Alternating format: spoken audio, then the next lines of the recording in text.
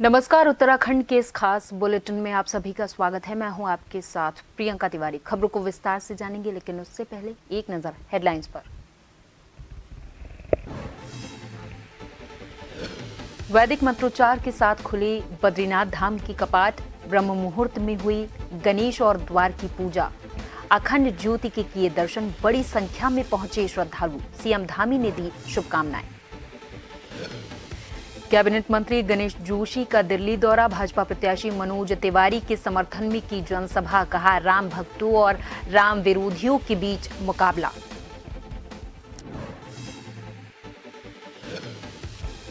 पंगुट के bird sanctuary क्षेत्र में ग्रामीण सड़कों पर वाहन एंट्री बैन का मामला। उत्तराखंड हाईकोर्ट में जनहित की याचिका का निस्तारण। वन विभाग बोला, हटा दिए वाहनों के लिए लगाए प्रतिबंधित बोर्ड। पहाड़ों की रानी मसूरी में पर्यटन सीजन शुरू। ट्रैफिक जाम की समस्या। कई किलोमीटर तक वाहनों की लंबी कतार। प्रशासन के दावों की खुली पोल। चारधाम यात्री भी परेशान। और उत्तराखंड में मौसम बदलने से तापमान में आई गिरावट। आज और कल उत्तरकाशी चमोली में आंधी तूफान का येलो अलर्ट जारी। वहीं मैदानी इलाकों में गर्मी से राहत।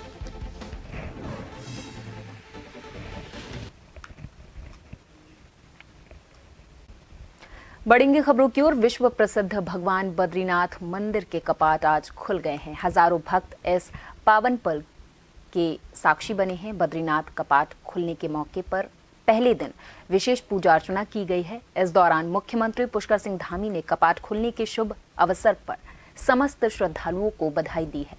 बद्रीनाथ धाम में ब्रह्म बेला पर सुबह 4 बजे से कपाट खुलने की प्रक्रिया शुरू हुई। हल्की बारिश के बीच आर्मी बैंड और ढोल नगाड़ों की मधुर धुन और स्थानीय महिलाओं के पारंपरिक संगीत और नृत्य के साथ भगवान बद्री विशाल की स्तुति ने श्रद्धालुओं को मंत्रमुग्ध कर दिया। कपाटोद्घाटन के अवसर पर बद्रीनाथ मंदिर को 15 क्विंटल फूलों से सजाया गया था। इस बार शुरुआत में ही रिकॉर्ड पंजीकरण के साथ बड़ी संख्या में श्रद्धालु बद्रीनाथ पहुंचने लगे हैं।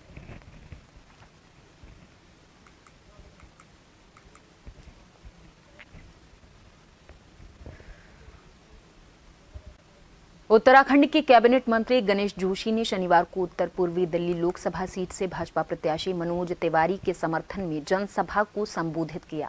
इस दौरान कैबिनेट मंत्री गणेश जोशी ने केंद्र सरकार की जन कल्याणकारी योजनाओं की उपलब्धियां गिनाई हैं। अपने संबोधन में कैबिनेट मंत्री जोशी ने कहा कि आज मुकाबला राम भक्तों और राम विरोधियों के बीच में है। दिल्ली की जनता से मिल रहे अपार समर्थन से ये स्पष्ट है कि दिल्ली की 7 लोकसभा सीटें भाजपा प्रचंड बहुमत से जीतने वाली है। इस दौरान जोशी ने बड़ी संख्या में आई जनता से भाजपा प्रत्याशी मनोज तिवारी को भारी मतों से विजयी बनाने की अपील की है।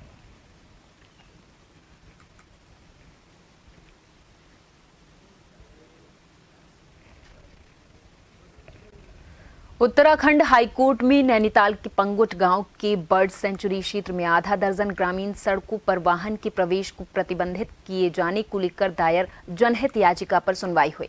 सुनवाई के दौरान वन विभाग की तरफ से कोर्ट को अवगत कराया गया कि उनके द्वारा ग्रामीण सड़कों पर वाहनों के लिए लगाए प्रतिबंधित बोर्ड हटा दिए हैं। सभी पक्षों को सुनने के बाद कोर्ट की खंडपीठ ने याचिका निस्तारित कर दी है।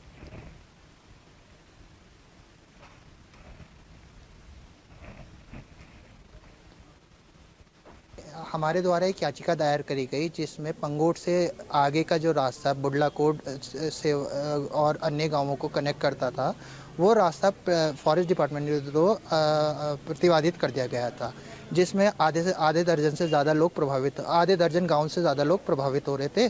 और जिसमें माननीय उच्च न्यायालय में हमने 18 तारीख को याचिका दाखिल करके माननीय न्यायालय से आग्रह किया था कि इसके जो रास्ता बंद किया गया है फॉरेस्ट ऑफिसर द्वारा, वो हमारा खोल दिया जाए। तो आज माननीय उच्च न्यायालय ने में जब हियरिंग हो रही थी तो माननीय उच्च न्यायालय ने जो है अपने हियरिंग के दौरान ही फॉरेस्ट डिपार्टमेंट जब लास्ट वीक फॉरेस्ट ऑफिसर जब लास्ट वीक यहाँ पर अपेयर हुए थे तो उन्होंने अंडरटेक किया था कि मैं इस मैटर को देखूंगा। पहाड़ों की रानी मसूरी में पर्यटन सीजन और यात्रा सीजन शुरू होते ही ट्रैफिक जाम की समस्या शुरू हो गई है। जाम से निपटने के लिए प्रशासन की ओर से बनाई गई योजनाएं दम तोड़ती नजर आ रही हैं। मसूरी में शनिवार को सुबह से ही कई किलोमीटर का लंबा जाम लगता रहा। वहीं वाहन रेंगते हुए नजर आए, जिससे देश विदेश से मसूरी आए पर्यटक और चारधाम यात्रा जाने वाले श्रद्धालुओं को भारी परेशानियों का सामना करना पड़ा है। रास्ता है, इसके लिए कुछ तो फैसिलिटी होनी चाहिए। हाँ। लोग एक दो घंटे अगर यहाँ पे रुकेंगे तो कैसे अपना जाएंगे टूरिस्ट प्लेस पे, है ना? लेके जा रहे हैं आप? बिल्कुल, हाँ जी, फैमिली लेके आ रहे हैं। हाँ जी, बोलना चाहेंगे कि हम इसमें यहाँ पे कुछ डेवलपमेंट होना चाहिए, कुछ चेंजेस होनी चाहिए, है ना? फैसिलिटी मिलनी चाहिए। जब टूरिस्ट आती है तो यात्रा रुकनी नहीं चाहिए, क्योंकि बहुत कम टाइम के लिए यात्रा खुलती है।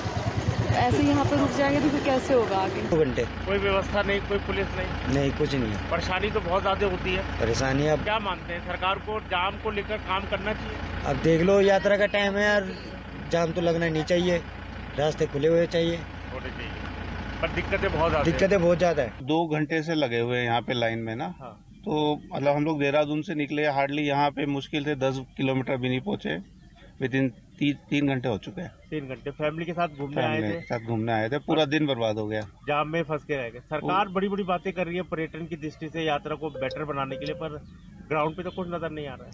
नहीं, ग्राउंड पे एक्चुअली यही है ना कि क्या होता है कि कंस्ट्रक्शन का जो काम शुरू करता है उसको वेल प्लान तरीके से करना चाहिए। अभी क्या होता है, अनप्लान कंस्ट्रक्शन शुरू कर दिया दिन में। अब लोग वीकेंड पे आ रहे हैं यहाँ पे, अब क्रॉसिंग नहीं है गाड़ियों की 2 जगह, तो इनको जो भी प्लानिंग डिपार्टमेंट है उन लोगों को थोड़ा सा कंस्ट्रक्शन का प्लान प्रॉपर प्लानिंग के थ्रू करना चाहिए। पिथौरागढ़ पुलिस अधीक्षक रेखा यादव के आदेश अनुसार ऑपरेशन स्माइल अभियान के तहत जनपद स्तर पर जन जागरूकता कार्यक्रम चलाया जा रहा है। Anti human trafficking unit Pithoragarh child helpline के द्वारा संयुक्त रूप से राजकीय इंटर कॉलेज बड़ावे में जन जागरूकता कार्यक्रम आयोजित किया गया है। छात्र छात्राओं की करियर काउंसलिंग करने के साथ साथ सभी को बाल भिक्षावृत्ति, बाल श्रम, मानव तस्करी की रोकथाम के संबंध में बताया गया है। साथ ही गुड टच और बैड टच के बारे में भी बताया गया है।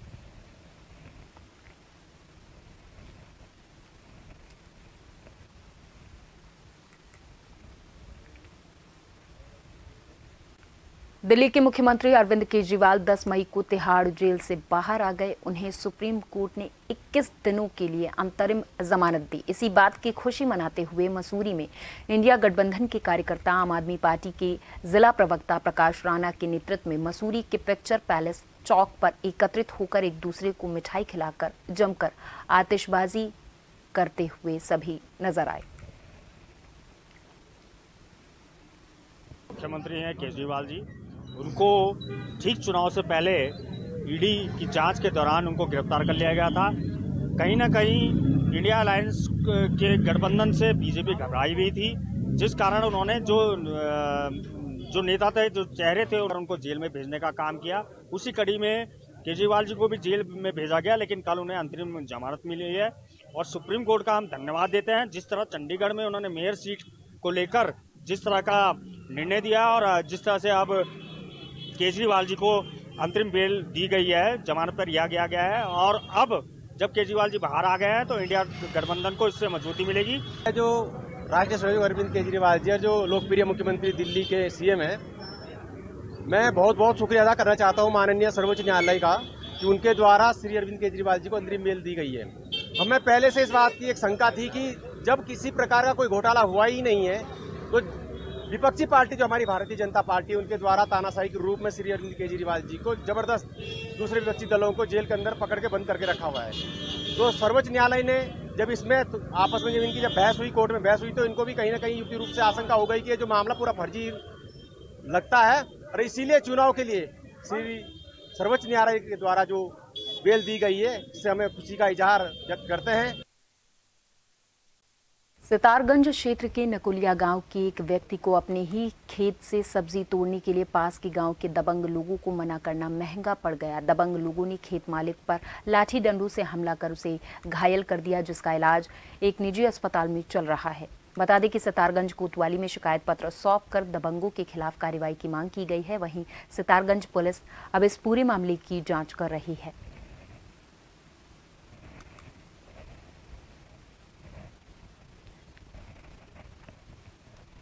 हमारे खेतों में कुछ दबंगे तो आए और सब्जी तोड़ने लगे।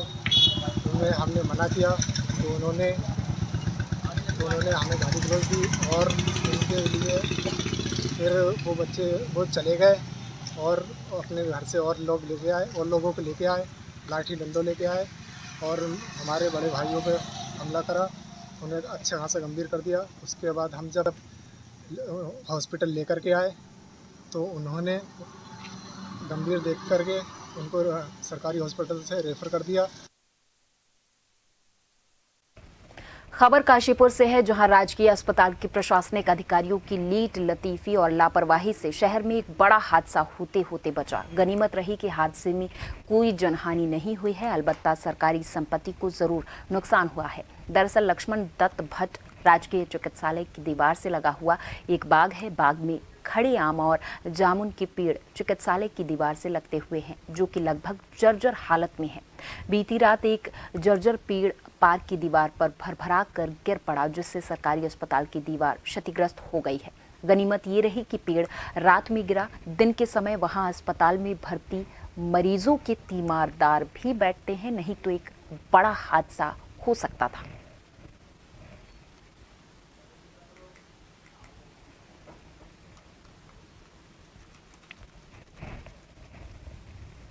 निजी भूमि में पेड़ खड़े हैं ना, किसी की निजी भूमि में है, तो वो निजी भूमि वाला अगर नहीं कटवाना चाहता है तो उसके लिए विभाग कोई तय नहीं है। अगर वो एप्लीकेशन लगाता कटवाने के लिए तो विभाग उसको मंजूरी दे देता, तो लिहाजा उसके द्वारा कोई एप्लीकेशन लगाई नहीं गई है। वो निजी प्रॉपर्टी है, हॉस्पिटल की नहीं है, तो उसके लिए कुछ नहीं कहा सकता, तो वही जिम्मेदार है उसके। और नहीं जो है 4 से 5 बजे बीच में एक पेड़ जो है अपने आप ही गिर गया था, टूट के जो है हमारे बाउंड्री OST के बगल से। तो वहाँ पे ये तो है कि रात के समय हुआ, कोई जनहानि नहीं हुई, लेकिन हमने पहले से भी वन विभाग को लिख रखा है, इसके परमिशन ब्लॉकिंग के लिए ले रखे, क्योंकि वो हमारे पेड़ नहीं है और दूसरी पार्टी के पेड़ है वो। तो उनकी सहमति से हमने जब परमिशन आ जाए, हमें और भी हमारे इससे कमरों को खतरा है, ब्लड बैंक को, हमारे से आई सेंटर को भी, उसकी छत पर भी मकान आ रहे हैं, हमारे OST पे भी आ रहे हैं। तो जैसे ही उसकी परमिशन आ जाए हम उनको कटवा देंगे। नई स्वच्छता समिति के माध्यम से तैनात सफाई कर्मचारियों के वेतन भुगतान में गड़बड़ी और उन्हें PF की सुविधा से वंचित रखने के मामले की जांच पूरी कर मुख्य विकास अधिकारी ने DM को इसकी रिपोर्ट सौंप दी है, जिसके मुताबिक 99 ऐसे कर्मचारियों के नाम सामने आए हैं जिनका कोई अता पता नहीं है, जबकि इनके नाम पर पिछले 5 सालों से वेतन भुगतान किया जा रहा था। वहीं कांग्रेस नगर निगम प्रभारी वीरेंद्र पोखरियाल ने इस मामले पर कहा कि ये फर्जीवाड़ा कई सालों से चलते आ रहा है।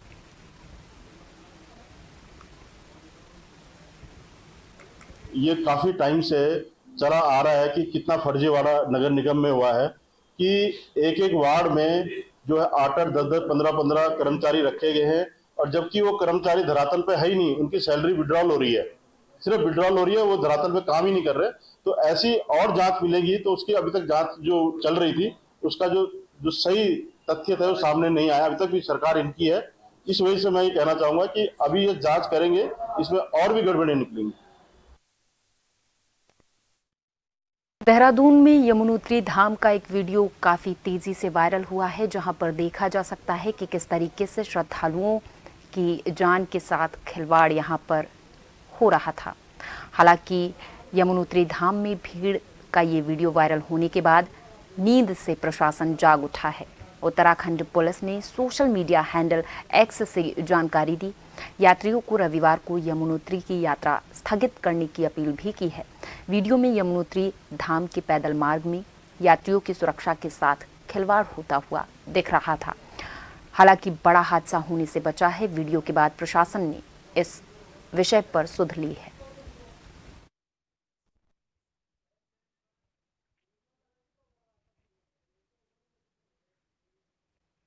और इस खबर पर हमारे साथ देहरादून से bureau chief SN Pant ji अधिक जानकारी के साथ इस चर्चा में जुड़ गए हैं। पंत जी, आपसे समझना चाहेंगे कि उत्तराखंड में अभी किस तरीके के हालात हैं, क्योंकि एक तरफ कहीं जंगलों में आग लगी हुई है, कहीं चार धाम यात्रा शुरू हो चुकी है, कहीं यमुनोत्री धाम में श्रद्धालुओं की सुरक्षा के साथ खिलवाड़ देखा जा रहा है। बिल्कुल प्रियंका, आपको बताना चाहूंगा जिस तरीके से उत्तराखंड में चार धाम यात्रा शुरू हो चुकी है और आज ही बद्रीनाथ के कपाट भी खुले हैं। आपने देखा 10 तारीख को केदारनाथ, गंगोत्री और यमुनोत्री के कपाट भी खुले हैं। उससे पहले मुख्यमंत्री चुनावी प्रचार अभियान में देश के अलग अलग राज्यों में जा रहे थे, लेकिन उत्तराखंड में बढ़ती हुई वनाग्नि की घटनाओं के मद्देनजर उत्तराखंड के मुख्यमंत्री ने अपने राजनीतिक कार्यक्रमों को पोस्टपोन करते हुए उत्तराखंड पहुंचकर के सबसे पहले समीक्षा बैठक की। हेलीकॉप्टर के जरिए, कृत्रिम वर्षा के जरिए भी आग पर काबू पाने की कोशिश की। हालांकि इंद्रदेव की कृपा रही, उत्तराखंड में भारी बारिश होने के चलते जो तमाम जो आग वनाग्नि की घटनाएं थी, जिसमें वन संपदा जल रही थी, खास रही थी, वहां पर एक उत्तराखंड की जनता का कहें या सभी के लिए एक अच्छी सौगात लेकर ये बारिश आई है कि जो वनों में लगी हुई आग फिलहाल नियंत्रण में है और आग बुझ चुकी है। अब कहीं पर कोई नुकसान की खबर नहीं है। इसके अलावा चारधाम यात्रा के रूट पर जो पहला धाम पड़ता है यमुनोत्री में जो क्षमता है वो 10,000 से 15,000 के बीच में रखी है, लेकिन 10,000 से 15,000 से भी ज्यादा लोगों के पहुंचने के कारण यमुनोत्री धाम की जो प्रक्रिया है उसको आज एक दिन के लिए जो नए तीर्थ यात्री हैं उनके जाने पर रोक लगा दी है उत्तराखंड पुलिस और सरकार ने, ताकि कहीं पर कोई अप्रिय घटना न घटे। क्योंकि जो क्षमता है, क्षमता के मुताबिक ही सरकार रजिस्ट्रेशन के माध्यम से लोगों को धामों में भेज रही है, ताकि उनको शौचालय की व्यवस्था, मेडिकल की व्यवस्था, पेयजल की उपलब्धता, साथ ही साथ रैन बसेरों की व्यवस्था, धर्मशाला, होटल्स, जितना क्षमता के मुताबिक है उसके हिसाब से ही यात्रियों को आगे बढ़ाया जा रहा है। लेकिन यमुनोत्री में अत्यधिक यात्रा शुरू होने के कारण पुलिस ने एक अलर्ट जारी किया है कि यमुनोत्री धाम जाने वाले यात्री रविवार यानी आज के दिन वहां पर जाने से परहेज करें, अपनी यात्रा को एक दिन के लिए स्थगित करें, ताकि जो यात्रा या धार्मिक यात्रा के तौर पर जो तीर्थ यात्री यमुनोत्री धाम में इस वक्त मौजूद है वो यात्रा करने के बाद जब सकुशल नीचे आ जाएंगे जानकी चट्टी, उसके बाद नए तीर्थ यात्रियों को यमुनोत्री में जाने की परमिशन दी जाएगी, अनुमति दी जाएगी। तो कुल मिलाकर के आप देखेंगे चारधाम यात्रा का जो रस है, उत्तराखंड सरकार ने भले ही रजिस्ट्रेशन के माध्यम से इसको शुरू किया हो, 23 लाख से ज्यादा के रजिस्ट्रेशन हो चुके हैं, लेकिन लोगों की तादाद इससे भी ज्यादा लगातार उत्तराखंड में रजिस्ट्रेशन के अलावा पैदल यात्रियों की अपनी गाड़ियों से, अपने वाहनों से अलग अलग धामों में जो क्षमता निर्धारित की है उससे भी ज्यादा लोग पहुंच रहे हैं। ऐसे में व्यवस्था बेहतर हो उसके लिए सरकार ने अलर्ट जारी किया है यमुनोत्री धाम के लिए। पंत जी, यहाँ पर मेरे 2 सवाल हैं। पहला सवाल ये है कि ये वीडियो अभी का नहीं, काफी पुराना है। 4-5 दिन पहले का ये वीडियो सामने आया था जहां पर इस तरीके की संख्या देखने को मिली है। अब जाकर प्रशासन इस खबर पर जागा है। क्या कोई बड़े हादसे का इंतजार कर रहे हैं ये लोग? दूसरा सवाल ये है कि जब पता है कि श्रद्धालु बड़ी संख्या में यहां इस रास्ते से गुजरेंगे, तो क्या प्रशासन को, सरकार को कोई अच्छी व्यवस्था नहीं करनी चाहिए जिसकी वजह से श्रद्धालुओं को कोई किसी तरीके की तकलीफ ना हो? उत्तराखंड की सरकार की सबसे बड़ी चुनौती भी है और सबसे बड़ी जिम्मेदारी भी है, ताकि उत्तराखंड में जब तीर्थाटन या पर्यटन या धार्मिक यात्रा के लिए उत्तराखंड सरकार की रीढ़ की आर्थिकी कही जाती है, क्योंकि उत्तराखंड का पर्यटन व्यवसाय इसी धार्मिक यात्रा पर टिका हुआ है। और ऐसे में उत्तराखंड की चारधाम यात्रा पर चलने वाले रैन बसेरे, होटल, धर्मशालाएं, टैक्सी, मैक्सी, इनके जरिए एक स्थानीय लोगों को रोजगार भी सीधे सीधे तौर पर मिलता है, जिसके मद्देनजर सरकार ने इस व्यवस्था को खास तौर पर, क्योंकि प्रधानमंत्री नरेंद्र मोदी ने उत्तराखंड के केदारनाथ में जो 2013 में आपदा आई थी उसके बाद जो पुनर्निर्माण का कार्य किया था और बेहतरीन तरीके से उसको संजोने का काम किया था, जिसके बाद तीर्थ यात्रियों की तादाद बढ़ी। हर कोई चाहता है आज की डेट में कि उत्तराखंड के चार धाम पहुंच करके अपने परिवारों के साथ वो पहुंचे, केदार धाम के दर्शन करें, माता यमुना और बद्रीनाथ में जाकर के अपने पूर्वजों की मंगल कामना या मोक्ष की प्राप्ति के लिए वहां पर पिंड दान कर सके, इसके लिए पहुंचता है। लेकिन सरकार के सामने हमेशा चुनौती रही है। देखिए, जब कपाट खुलने की तिथि निर्धारित की गई उस समय 9,000 निर्धारण जो क्षमता थी उसको किया गया, लेकिन वहां पर तादाद 9 से लेकर के 30,000 तादाद में जब पहुंच गए लोग और लोगों ने वापस आने के बजाय कि यमुनोत्री धाम में जाना ही बेहतर समझा, उसको लेकर के अलर्ट के तौर पर सरकार ने बकायदा आनंद फानन में रविवार को स्थगित किया है। यानी यमुनोत्री की यात्रा को स्थगित सिर्फ इसलिए किया गया है ताकि कोई अव्यवस्था न होने पाए। उससे बचने के लिए और जब निर्धारित क्षमता के हिसाब से अगर यात्री आते हैं तो फिर कहीं पर किसी प्रकार की दिक्कतें ना हो, दुश्वारियां ना हो, इसके लिए सरकार ये कदम उठा रही है। पंत जी, रजिस्ट्रेशन होंगे ही, सभी चारधाम की यात्रा करना चाहते हैं, लेकिन क्या इस संख्या को नियंत्रित करने का कोई उपाय नहीं है जिसकी वजह से श्रद्धालुओं को कोई दिक्कत ना हो, कोई अनहोनी ना हो? क्योंकि तस्वीरें जो है वो साफ साफ ये बयां कर रही है कि रास्ता बहुत पतला है और श्रद्धालुओं की संख्या अधिक है। बिल्कुल, देखिए, सरकार लगातार कोशिश कर रही है और प्रचार प्रसार के अभियान के जरिए भी तीर्थ यात्रियों को पूरी देश और दुनिया से तीर्थ यात्री उत्तराखंड पहुंचता है एक मैसेज कन्वे कर रही है कि आप अपने रजिस्ट्रेशन के मुताबिक अपने तीर्थ यात्री की जो क्षमता है धाम की, उस क्षमता के मुताबिक ही रजिस्ट्रेशन करें। लेकिन आपने देखा होगा कि तमाम तीर्थयात्री चाहते हैं कि कपाट खुलने के दरमियान ही वो पहुंचे, तो इस पर एक गाइडलाइन भी जारी की गई है कि आप धाम में पहले दिन कपाट खुलने वाली तिथि के निर्धारण ही न करें, बल्कि आप समयबद्ध तरीके से, चरणबद्ध तरीके से जो यात्रा चल रही है आप उसको 6 महीने तक कभी भी कर सकते हैं। बिल्कुल, सभी कपाट खुलने के दौरान वहां पर मौजूद रहना चाहते हैं पंत जी, लेकिन क्या